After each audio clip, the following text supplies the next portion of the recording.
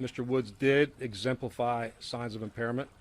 They did several tests on him. Of course, he did explain the injuries and the surgeries that he had. We did take that into account, but they did do some in-depth roadside tests.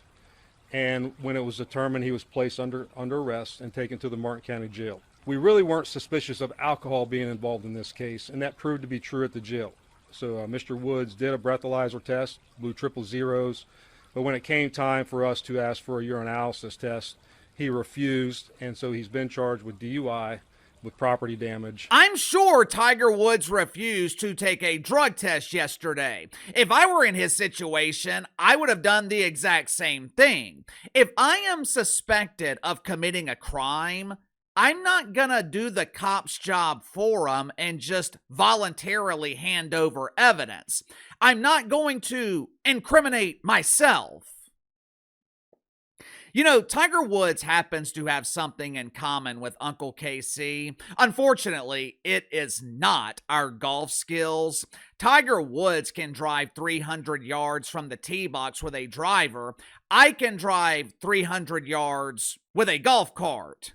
The commonality that Tiger Woods shares with Uncle KC, we've both been arrested for crashing our cars while under the influence. July 2015. I was 30 years old. I was out with my friends after a kickball game on a Thursday night. At the time, there were rumors that people were having their drinks tampered with downtown and having their personal belongings stolen from them, or even worse.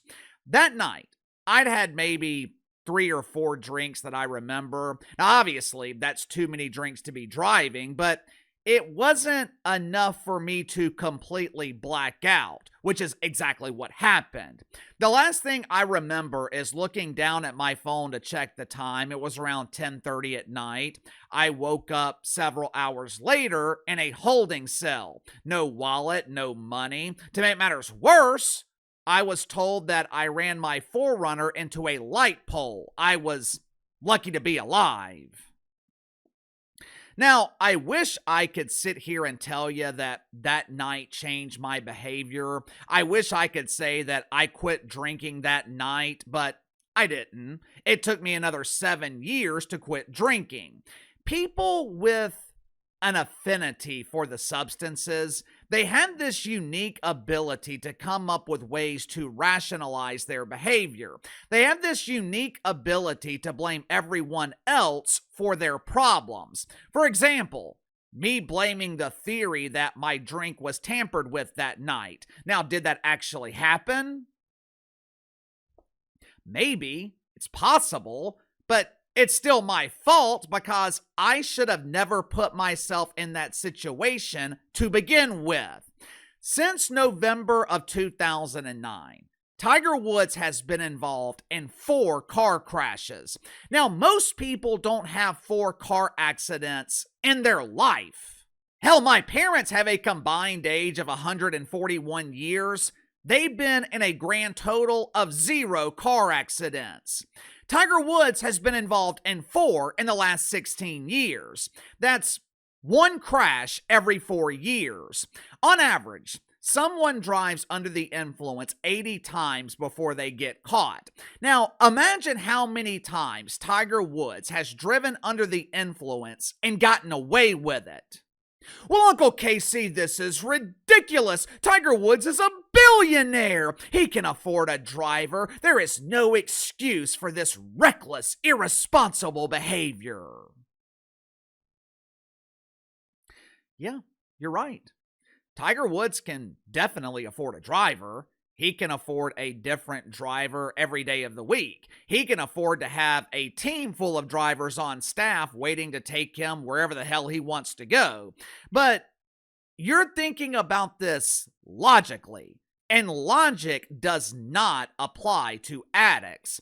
Addicts are not rational. Matter of fact, they are the complete opposite. They are irrational. Maybe Tiger Woods doesn't use a driver because he thinks he's above the law. But if I had to guess, Tiger Woods doesn't want someone driving him around because, in his mind, having a driver could destroy his most valuable asset. The most valuable asset for most addicts, secrecy. They will go to great lengths to keep their addictions hidden, especially from those that they are closest with. Make sure to like and subscribe. You can follow me on Twitter at KC_BTL84. So I want to get to the sponsor for today's video, my good friends at Sugar Mountain Trading. Uncle called me back in November. He's a military veteran, served in the Gulf War in the early 90s. As he's gotten older, been dealing with various health-related issues. Doctors had him on pain management, had him taking all this medication just to get him to sleep at night, most of which wasn't working. Once the meds wore off, he was tossing and turning all night, plus he was building up a tolerance to it. My aunt bought him some CBD lotion from Sugar Mountain Trading, wanted him to try it out just to see if it would work. My uncle applies the CBD lotion every night before he goes to bed. He is getting the best sleep that he has gotten in years. Doesn't even take the pain medication anymore because he doesn't need it. Over the holidays, one of my longtime viewers reached out to me telling me how the CBD lotion from Sugar Mountain Trading alleviated his back pain. He had been dealing with back pain for years, couldn't find anything that would work. Bought a bottle of CBD lotion from Sugar Mountain Trading. 20 or so minutes later, back pain gone. I have got countless stories from viewers, friends, family. They all tell me the same thing. They cannot believe this stuff actually works. There's a reason Sugar Mountain Trading has been with me here on the channel for 18 months now. My audience keeps buying their CBD because Sugar Mountain Trading is the real deal. All CBD products offered at Sugar Mountain Trading, 100% natural, 100% free of THC. So click the link in the description or the pinned comment below. Use my promo code BTL25, BTL25. Receive 25% off your first purchase with Sugar Mountain Trading. Yesterday afternoon, Tiger Woods was arrested in Jupiter Island, Florida for suspicion of driving under the influence. He was driving through, I believe he was driving through his own neighborhood when he noticed that a flatbed truck was parked in the road. He tried to swerve around it. Tiger Woods clipped the back end of the truck, causing his Land Rover to flip several times. Tiger Woods is lucky to be alive, and he's damn sure lucky that he didn't hurt or kill someone else. If that were the case, Tiger Woods would not have been sneaking out of jail last night in a desperate attempt to avoid the media. You know, it's easy for us sober people to sit here and pass judgment. It's easy for us sober people to say things like, he should have a driver. This is irresponsible. Tiger Woods is so selfish. Yes, yes, and yes. All of those things are definitely true. But in his mind, the number one priority is secrecy. The number one priority is hiding his addiction from the people closest to him. But KC, everyone knows Tiger Woods is struggling. It's no secret. Yeah, but I doubt he knows that, or I doubt he's willing to admit it. Addicts think they are sneaky. They think they are masters at hiding their problem. And for a little while, you can. But eventually, the truth always comes to the light. Anytime you are using a mind-altering substance, you can only hide it for so long. You might think you're getting away with it, but the people who know you best, they start noticing the changes, because long-term use of any mind-altering substance, it changes who you are.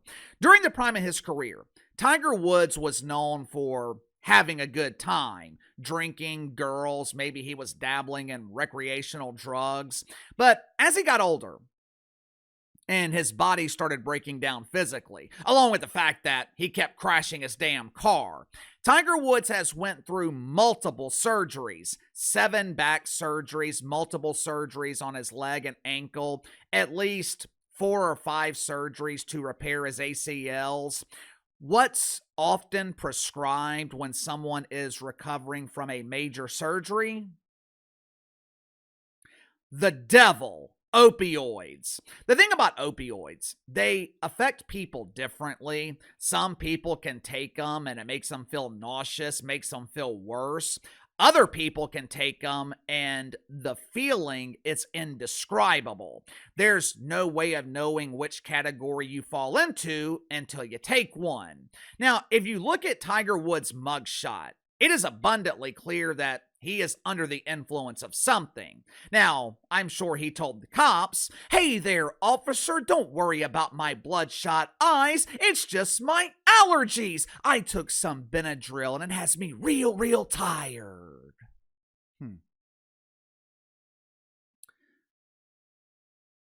The problem with opioids, they actually work. They make you feel great for a while, but then you find yourself in this vicious, never ending cycle. Not only do you have to take more and more, not only are you constantly chasing the high, you reach a point where you need them to survive. Your entire life is consumed. You're living in secrecy. You're being controlled by something that's the size of a miniature dog turd.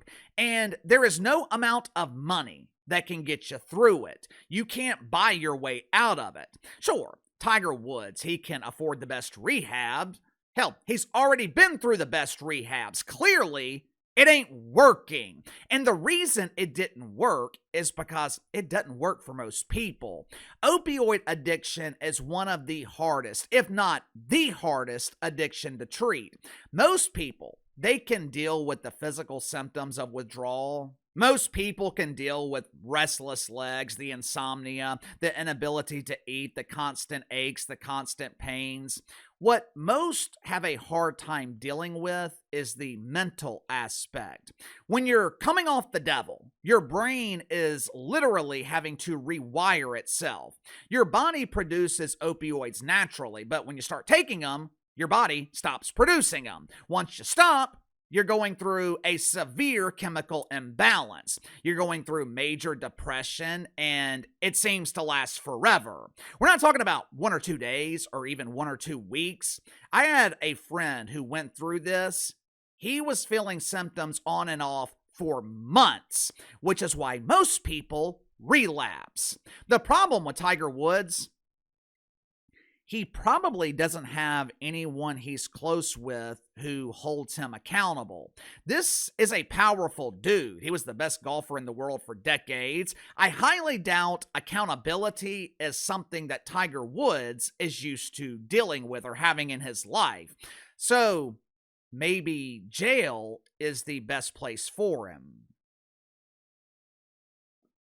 Sound off in the comments below. I'll see you guys later.